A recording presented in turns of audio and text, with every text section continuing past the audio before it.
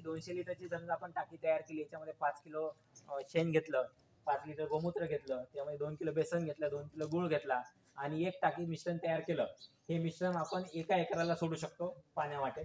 याच्यातलं 25 litre शिल्लक ठेवायचं, त्यातलं 5 लिटर आपलं वस्त्रगार करून पाण्यातून फवारणीच्या माध्यमातून वापरायचं. हे तर आता हे वापरत असताना कधी वापरायचं की कोणतंही पीक म्हणजे समजा गहू असेल किंवा हरभरा असेल, फुलोरा अवस्था चालू होण्याच्या 15 दिवस आधी याच्यावरती जर समजा आपण धान्याच्या स्लरीचा फवारा वापरला तर त्याच्यामध्ये काय होते की फुलाच्या निर्मितीसाठी ज्या जस्ताची आवश्यकता असते, झिंक आपण जे वापरतो, या झिंकची जी पूर्तता आपल्याला करायची आहे ही करण्यासाठी जर समजा आपण ही स्लरी तयार करत असताना याच्यात एखादं संध्या पात्र असतं आपण पूजेसाठी वापरतो, तांब्याचं भांडं असतं, बरोबर, हे पात्र समजा त्या टाकीमध्ये टाकून ठेवलं. लोहाची कमतरता आपल्याला पूर्ण करायची आहे, लोह त्या झाडाला भेटलं पाहिजे, त्याच्यासाठी काय करायचं, लोखंडी विळा किंवा एखादे 2 खिळे त्या टाकीमध्ये टाकून ठेवायचे.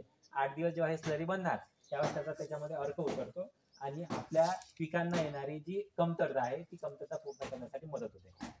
आता ह्या साध्या साध्या गोष्टी सांगितल्या, पण आता आपल्याला नैसर्गिक शेती इथून समोरपर्यंत उद्या कदाचित अशी पण वेळ येऊ शकते की जे रासायनिक खतं आपल्याला आज सबसिडीच्या माध्यमातून भेटत आहे, उद्याच्या सबसिडी बंद होईल तर याचे रेट वाढतील, आपल्याला तेव्हा असं वाटेल की आपण नाही सेंद्रिय पद्धतीनं खतं दिलेले बरे.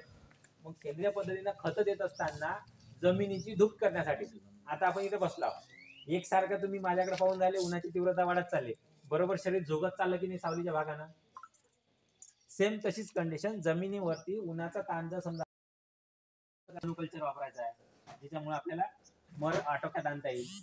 जिथं आपल्याला खरीप हंगामामध्ये ज्या ज्या ठिकाणी मरीचा प्रादुर्भाव दिसला असेल, आकस्मिक कपाशीमध्ये मर आली दिसते, अचानक पाऊस आला आणि झाडं सुकायला लागले, म्हणजे त्याच ठिकाणी फ्युजारियम विल्ट आहे, फ्युजारियम नावाची बुरशी आपल्या जमिनीमध्ये वाढते.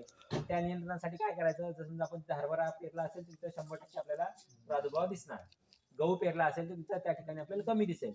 तर मग अशा क्षेत्रामध्ये पेरणी झाल्याच्या नंतर किंवा पेरणीच्या आधी सुद्धा मशागतीच्या वेळेस शेणखतामध्ये मिसळून टाकावं लागेल आपल्याला जीवाणू कल्चर, किंवा पेरणीच्या नंतर आपण पाण्याच्या वाटे सुद्धा जैविक कल्चर देऊ शकतो. मग आता त्या ठिकाणी आपण ट्रायकोडर्मा किंवा मग बायोमिक्स एकत्रित ज्या ठिकाणी जीवाणू संवर्धन आहे असं आपण त्या क्षेत्रामध्ये पोहोचवलं पाहिजे, जेणेकरून या बुरशीची वाढ होऊन आपल्याला जी हानिकारक बुरशी आहे तिचं आपल्याला नियंत्रण घेता येईल.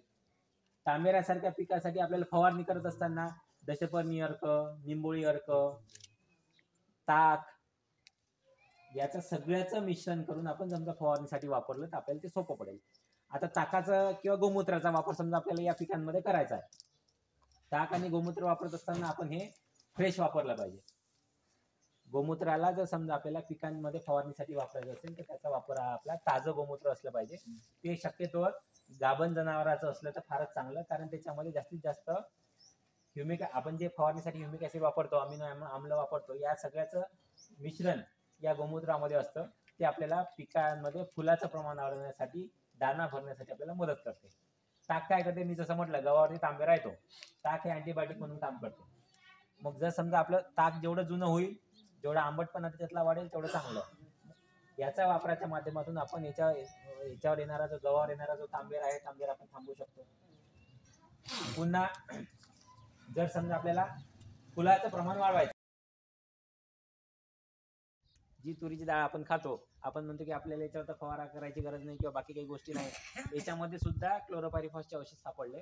178 औषधींच्या त्याच्यामध्ये टेस्ट झाल्या सगळ्या याच्यात कशाचं काय काय प्रमाण आहे पाहण्यासाठी. याच्यामध्ये पालेभाज्या, त्यानंतर फुलगोबी, शिमला मिरची, वांगे या सगळ्यामध्ये आहे. 28 ते 30 पर्यंत प्रत्येक याच्यामध्ये आपल्याला औषध त्याच्यामध्ये सापडतात.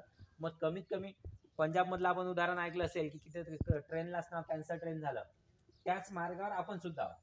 मग आपली जर समजा दोन्हीचा आपल्याला मेळ बसवायचा आहे, आपल्याला विषमुक्त खाद्य खायचं आहे आणि आपलं उत्पन्न व्यवस्थित ठेवायचं आहे, तर त्या माध्यमातून आपण जर समजा नैसर्गिक शेतीची चाड पकडली, आपण नैसर्गिक शेतीचा अवलंब केला तर 100% आपल्याला या दोन्ही गोष्टीतून मार्ग काढता येईल. म्हणजे आपलं उत्पन्नही घेता येईल आणि आपल्याला विषमुक्त अन्नसुद्धा तयार करता येईल. मग आता नैसर्गिक शेती करण्यामागचा का करायचा याच्या मागचं हे सगळं सारांश समजा पाहिला तर ही कशी करावी, तर सुरुवात आपल्याला आपल्या घरापासून करायची आहे. जे पिकं आपण घेतो या पिकापासून सुरुवात करायची आहे. आता रब्बी हंगामाचा समजा आपण विचार केला तर गहू, ज्वारी, हरभरा हे 3 पिकं समजा धान्य प्रकारातले आहेत. धान्य प्रकारातले घेत असताना सेंद्रिय पद्धतीत करायचं म्हणजे ज्या निविष्ठ आपल्याकडे उपलब्ध आहे, निसर्गतः ज्या गोष्टी आपल्याला उपलब्ध होतात त्या गोष्टींचा वापर करून आपल्याला सेंद्रिय शेती करायची आहे. मग आता या निविष्ठा करत असताना खतं कशासाठी पाहिजे? त्या झाडाला जोम देण्यासाठी, फुलधारणा जास्त झाली पाहिजे म्हणून आपल्याला खत पाहिजे. मग हे खत सेंद्रिय पद्धतीचं. पुन्हा रोग किडींचा प्रादुर्भाव टाळण्यासाठी रासायनिक कीटकनाशकांचा वापर न करता आपल्याला जैविक पद्धतीने त्याचं नियंत्रण करायचं आहे. या दोन गोष्टीवरच सगळ्या नैसर्गिक शेतीचा भर राहतो. मग नैसर्गिक पद्धतीने याचं नियोजन करायचं आहे. म्हणजे आपल्याला जर समजा आपण उदाहरण घेतलं की गहू आहे आणि हरभरा, या दोन पिकावर येणाऱ्या रोग किडी कोणत्या? की आपल्याला गव्हावर तांबेरा दिसतो, मावा दिसायला लागतो, बरोबर. हरभऱ्यावरती